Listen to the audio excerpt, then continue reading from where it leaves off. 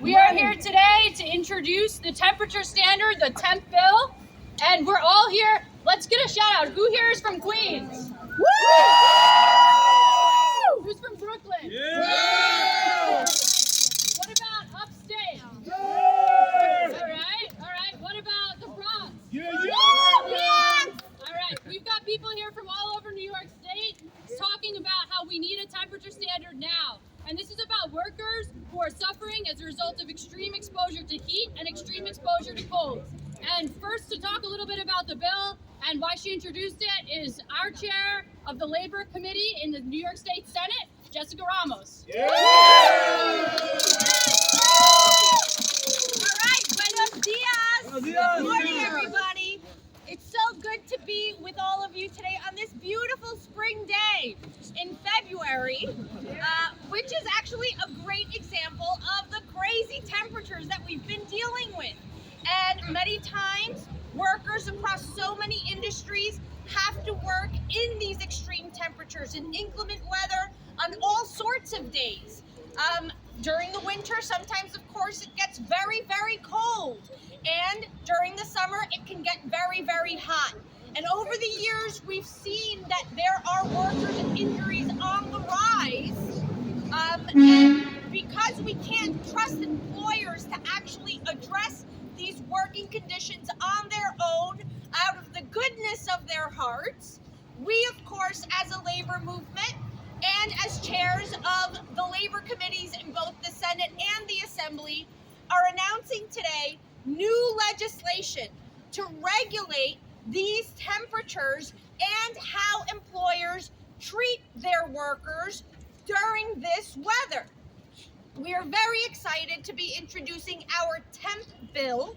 This bill will provide outlines to make sure that our workers remain hydrated, that they're provided with AC during the summer, that they're given heat during the winter, that they are afforded whistleblower protections, so that in case the companies are not adhering or complying to with the law, they feel empowered to call the Department of Labor and report any wrongdoing against them without fearing retaliation. So this is really important because, particularly for the Teamsters and perhaps for other unions, this means that if we can pass this bill and make it law, it may well lead to leaving more money on the table for wages and for other benefits for workers. So I'm very excited to be here with so many organizations and unions. Teamsters Local 804 is here. Also Albany, Teamsters Local 294 is here. We also have with us NICE and RWDSU. And of course, NICOSH, who has been an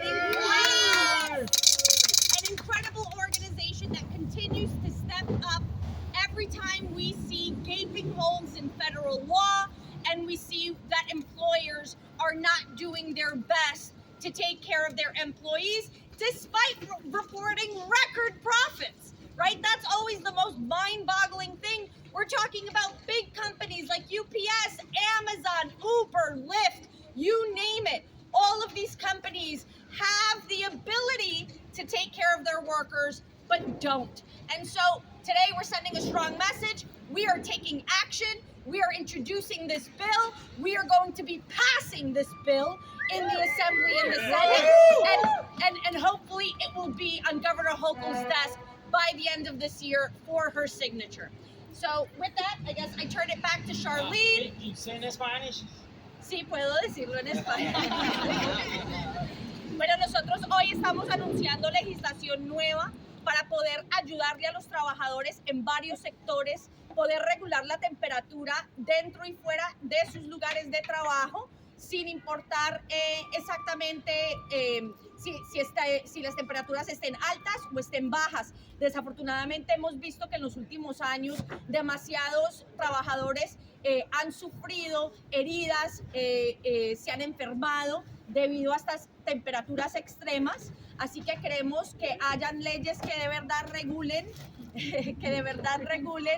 las protecciones que estos trabajadores tienen. Estamos mandando de que las compañías se responsabilicen porque los trabajadores estén hidratados, que tengan aire acondicionado y calefacción, pero también protecciones para que los trabajadores se sientan empoderados en reportar condiciones peligrosas al Departamento de Labor sin tener que temer represalias.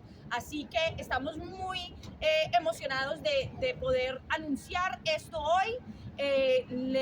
Esperamos poder pasar esta medida en el Senado y en la Asamblea y ojalá que llegue al escritorio de la gobernadora a terminar el año. Usted dice que tienen mucho dinero las compañías. Sí, pero perdón, en este momento no estamos... Ya, está bien. Sí, gracias. No.